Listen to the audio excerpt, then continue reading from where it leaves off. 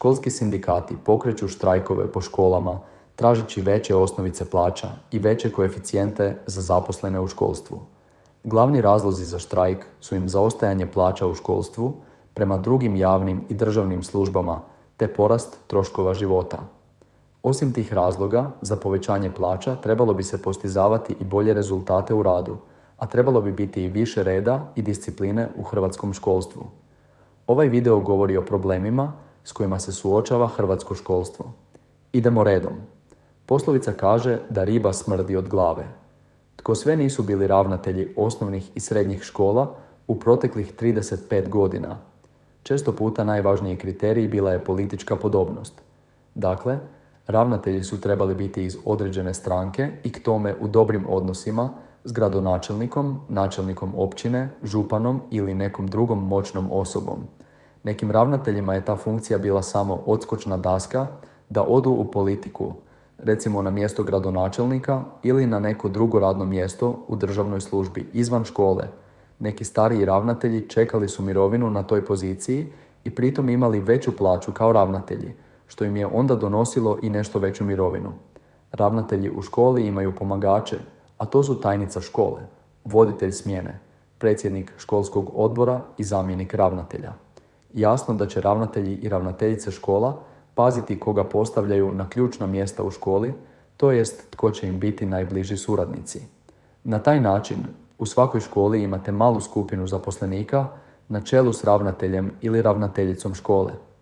Ostali nastavnici, to jest učitelji i profesori, moraju ih slušati i raditi što im se kaže. Napravi što ti je rečeno i ne zamjeraj se kolegama i šefovima u školi. Tako razmišljaju i rade mnogi zaposlenici u školstvu. Ako je bilo nestručnih i nesposobnih ravnatelja, trebali se čuditi da su takvi ravnatelji i ravnateljice škola zapošljavali svoje prijatelje i rođake, među kojima je bilo i nestručnjaka. Nikakvo čudo ako učenici iz nekih predmeta u nekim školama nisu usvojili potrebno nastavni gradivo, jer su ih podučavali nestručnjaci. Oni su radeći u školi uzeli posao pravim učiteljima i profesorima. Nakon 5 ili 10 godina ti nestručnjaci će dobiti stalan posao jer su se kao školovali uz rad i u međuvremenu stekli potrebne kvalifikacije za to radno mjesto. Po znanju učenika može se utvrditi i znanje pojedinih nastavnika koji su im predavali. Ako se netko od nastavnika usudi reći svoje mišljenje koje se ne sviđa ravnatelju škole ili nekom drugom od šefova u školi, taj će nastavnik brzo postati crna ovca u kolektivu i biti predmet podmetanja i šikaniranja od strane dragih kolega i kolegica. Svaka pritužba učenika i njihovih roditelja na račun tog nastavnika za ravnatelja i njegovu ekipu bit će dokaz kako taj nastavnik ne radi svoj posao kako treba. Takvi nastavnici onda moraju ili zašutjeti i raditi što im se kaže ili napustiti školu i naći si negdje drugdje posao. O takvim stvarima se ne govori javno. Mediji o tome rijetko izvještavaju, a trebali bi. Plaće prosvjetara nisu male, bez obzira što zaposlenici u školstvu mislili. Naravno, oni će uvijek reći da zaslužuju više. Međutim, činjenica je da po školama radi dosta ljudi koji nisu fakultetski obrazovani, to jest nemaju diplomu. To su spremačice, domari, apsolventi koji rade u nastavi ali još nisu diplomirali, kao i neki nastavnici strukovnih usmjerenja kojima diploma ni ne treba da bi radili u nastavi. Tako će u ugostiteljskim usmjerenjima gdje se školuju budući kuhari i konobari stručne predmete predavati kuhari i konobari, baš kao što će učenicima u frizerskom usmjerenju stručne predmete predavati neki frizer ili frizerka. Tim nastavnicima diploma ne treba da bi radili u školi, ali je poželjno da imaju određeno pedagoško obrazovanje kako bi znali raditi s učenicima. Zbog dosta zaposlenika u školstvu koji rade bez visoke stručne spreme, plaće u prosvjeti su manje nego što bi to prosvjetari htjeli. Ipak, veliki je broj slobodnih dana u godini koje imaju učitelji, profesori i ostali zaposlenici škola, a pri tome mislim na sve slobodne vikende, to jest subote i nedjelje, te sve proljetne, ljetne i zimske praznike. To u konačnici daje oko 6 mjeseci slobodnog vremena godišnje. Za sve to vrijeme zaposlenici u školstvu dobivaju redovito plaće, pa mislim da su oni plaćeni sasvim dovoljno. Osim redovnih plaća, Neki prosvjetari zarađuju dajući privatne instrukcije iz svojih predmeta. Nemali broj učitelja i profesora uključio se u rad Matice Hrvatske te u politiku od lokalne do državne razine. Gotovo da i nema gradske i županijske skupštine ili poglavarstva, a da tamo ne sjedi i koji učitelj ili profesor. Baš kao što ih ima i u Saboru. Sve su to legalni načini zarade. Međutim, ima i onih nastavnika koji očekuju da im roditelji nekih njihovih učenika donesu nešto kako bi oni njihovoj djeci dali željenu ocjenu iz svojih predmeta.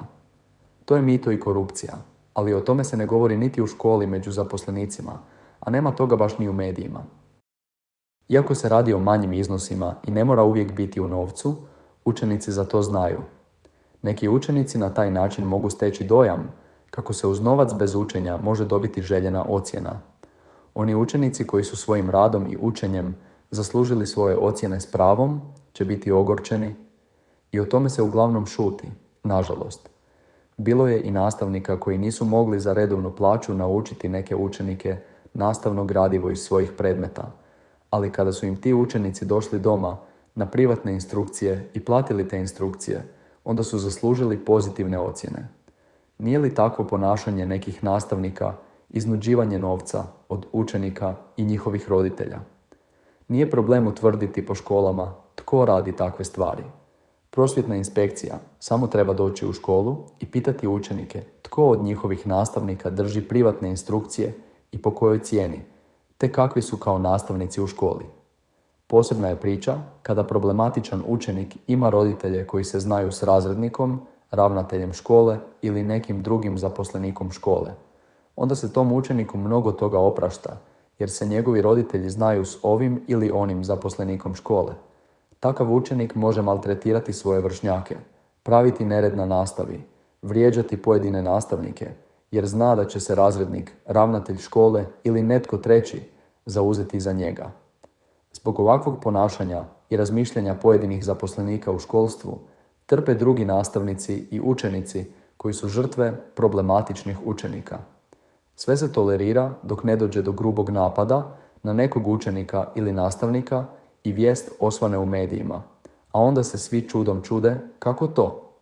Zbog takvog toleriranja nediscipline među učenicima od strane pojedinih zaposlenika u školama ni pedagoške mjere ne daju dobre rezultate. Prava je lakrdija što pedagoške mjere važe samo za tekuću školsku godinu. To znači da učenik koji je u srednjoj školi dogurao do opomene pred isključenje samo se trebati smiriti posljednjih mjesec, 2 dana nastave. On treba naučiti nešto nastavnog gradiva da iz svih predmeta dobije prolazne ocjene.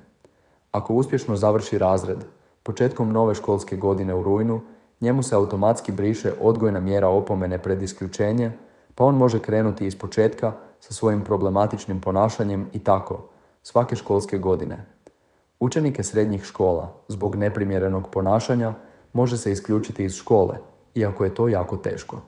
Taj proces je spor i u međuvremenu završi školska godina. Nakon ljetnih praznika počinje nova školska godina. Ako proces isključenja učenika iz škole još nije gotov, onda se taj proces automatski obustavlja početkom nove školske godine, naročito ako je učenik završio prethodni razred sa svim pozitivnim ocjenama. U osnovnom školstvu učenike se ne može isključiti iz škole. Zbog lošeg ponašanja može ih se prebaciti u drugu školu po principu brigo moja, prijeđi na drugoga.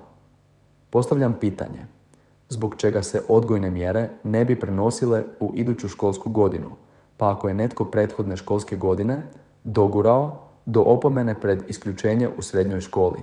Zašto se ta odgojna mjera ne bi prenijela u iduću školsku godinu? Ako se učenik ne popravi, onda neka ga se isključi iz škole te školske godine. Isto važi i za učenike osnovnih škola. Prenesimo odgojne mjere u iduću školsku godinu. Ovako, ako se odgojne mjere automatski poništavaju početkom nove školske godine, od tih mjera nema velike koristi. To jako dobro znaju svi zaposlenici u hrvatskom školstvu, baš kao i učenici. Došlo je vrijeme da i zaposlenici u javnim i državnim službama budu ocjenjivani, ali se tome protive prosvjetari. Oni ne žele biti ocjenjivani od svojih nadređenih, ali je zato nastavnicima normalno da oni ocjenjuju učenike. Zašto onda netko ne bi ocjenjivao i rad nastavnika? Svi znamo da mnoge ocjene koje dobivaju učenici nisu baš realne. Ima nastavnika koji su strogi u ocjenjivanju, dok su neki blaži. Ima i onih nastavnika koji će neke učenice iz nekog razloga kazniti slabijom ocjenom, dok će neki učenici zbog boljeg vladanja dobiti višu ocjenu nego što zaslužuju svojim radom i znanjem. Tako to ide u hrvatskom školstvu. Mislim da bi i učitelje i nastavnike trebalo ocjenjivati i testirati iz poznavanja gradiva koje predaju. Dakle, učitelji i profesori povijesti trebali bi pisati test znanja iz povijesti, učitelji i profesori matematike trebali bi pisati test znanja iz matematike i tako dalje, svi ostali učitelji i profesori iz svojih predmeta. Da vidimo koliko će njih točno riješiti testove znanja iz predmeta koje predaju. Nije svejedno hoće li neki nastavnik riješiti 60% ili 90% testa točno. Mnogi nastavnici se žale kako učenici ne uče i ne znaju ovo ili ono. Idemo provjeriti znanje učitelja i profesora pa da vidimo koliko je među njima stručnih i nestručnih. Na temelju rezultata testiranja moglo bi se nekome možda dati i otkaz zbog toga, jer nije dovoljno stručan za predmet koji predaje. U školskoj godini 2019-2020 u svim osnovnim i srednjim školama u Republici Hrvatskoj bilo je ukupno 442.433 učenika. Nastavnika koji su im predavali bilo je 43.088. Jasno je iz ovih brojki da na jednog nastavnika dođe nešto više od 10 učenika. Nekada je na jednog nastavnika dolazilo po 25 do 30 učenika. Ne, smanjio se broj učenika, ali se broj zaposlenika u školstvu posljednjih ne samo da se nije smanjivao, već se i povećavao. Dokada, pitam ja? Provedimo testiranje nastavnika u svim školama i oni koji nemaju potrebno znanje i potrebnu stručnu spremu da bi predavali neke predmete neka dobiju otkaz. Uostalom, učenici i njihovi roditelji dobro znaju kakvih sve nastavnika ima, od onih koji pošteno i odgovorno rade svoj posao, do onih koji su zalutali u prosvjetu i primaju plaće i ostale naknade, a da to nisu zaslužili svojim radom. Zašto nastavnici šute i ne govore o problemima koje sam spomenuo? Ne žele se zamjerati šefovima i kolegama u školi. Oni imaju posao i redovnu mjesečnu plaću s ostalim dodacima, dok su mnogi ljudi u Hrvatskoj nezaposleni ili rade cijelu godinu za manje plaće. Zbog toga zaposlenici u školstvu šute i čuvaju svoja radna mjesta. S druge strane, polako gube zdravlje jer su izloženi velikim pritiscima na poslu od strane šefova u školi, drugih kolega, kao i učenika i njihovih roditelja. Da se učenici i njihovi roditelji ne bi žalili na njih, nastavnici često puta daju pozitivne ocjene učenicima bez obzira jesu li oni naučili nastavno gradivo ili ne. Ravnateljima škola također je bitno da bude što manje pritužbi od strane učenika i njihovih roditelja. Nijedan ravnatelj ili ravnateljica škole ne žele objašnjavati prosvjetnoj inspekciji i šefovima iz nadležnog ministarstva što se to događa u njihovoj školi. Učenici i njihovi roditelji dobro znaju da se mogu žaliti za svaku sitnicu i to koriste. Nastavnici htjeli daju učenicima pozitivne ocjene. Zbog toga i imamo situacije da netko završi osnovnu ili čak srednju školu s ocjenom odličan 5, a da ne zna gdje ide malo i veliko slovo u hrvatskom jeziku ili ne zna tablicu množenja iz matematike. Koga briga? Bitno je da su učenici i njihovi roditelji zadovoljni.